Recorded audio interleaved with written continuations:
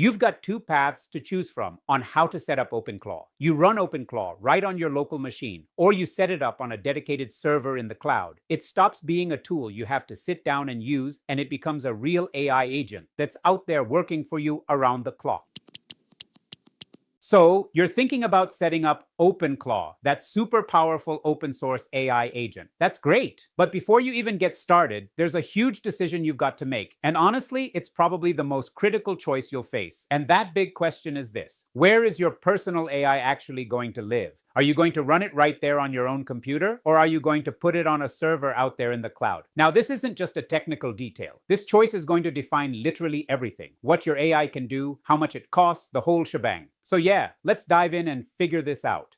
If you want practical AI strategy and tips to grow your business, make sure you subscribe. First, let's just do a quick recap on what OpenClaw is all about. The whole point of it is that it's designed to be self-hosted, and what that means is you are in charge. It runs on your hardware. This is what gives you that total, complete control. But it's also the very thing that creates this big dilemma we're talking about today. So right here, we're at a fork in the road. You've got two paths to choose from on how to set up OpenClaw. Path number one, you run OpenClaw right on your local machine, your desktop or your laptop. Path number two, you set it up on a dedicated server in the cloud. And trust me, these are two very different ways to go, each with its own set of pros and cons. Let's talk about path one, the local fortress. This is, well, you could say the purest way on how to run OpenClaw. And there are some really solid reasons why. The entire point of going this route is all about one thing: maximizing your privacy and your control. I mean, think about it. You're running the AI agent on your own physical hardware. You're basically creating this little self-contained bubble where you own everything. And most importantly, you own all of your data. So what are the big wins in this OpenClaw setup? First off, you get unparalleled data privacy. That's a huge one. Second, the infrastructure costs you zero. You're just using the computer you already have. And finally, you get complete system control. We're talking root level access to go in and tweak and customize absolutely everything. All data stays on your hardware. Nothing is stored in someone else's cloud. Your chats, your files, even your super secret API keys, they never ever leave your machine. It's not an afterthought. It's privacy built in from the ground up.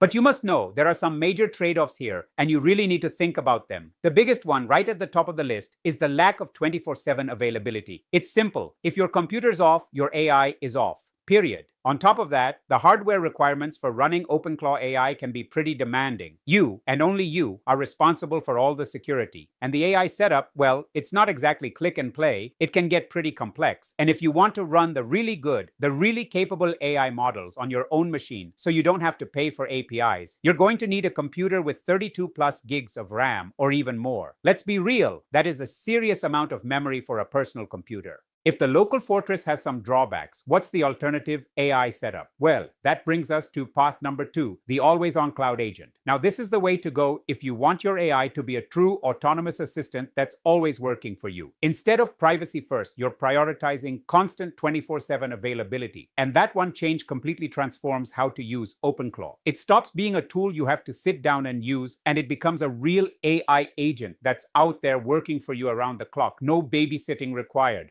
And you'll notice the advantages here directly fix the problems we just talked about with a local AI setup. You get that constant 24/7 uptime, which is absolutely essential if you want to automate things. You get dedicated server resources that you can scale up if you need to, so it's not bogging down your personal machine. And you can securely log in and use it from literally anywhere in the world. And the source material is super direct about this. It basically says, look, if you want 24/7 availability for serious automation, we're talking things like having it review code overnight or automatically check you in for flights. You need to run it on what's called a virtual private server, or VPS. And the cool part is you can get started with one of those for as little as $5 a month. The most obvious downside of this AI setup is that you have a recurring cost. But it's not just about the money. The technical complexity actually goes up a notch. You have to know how to set up a server, how to use tools like SSH to access it, and how to lock it down with firewalls. You're now in charge of securing a machine that's connected to the entire internet. Here's the cost difference down to its simplest form.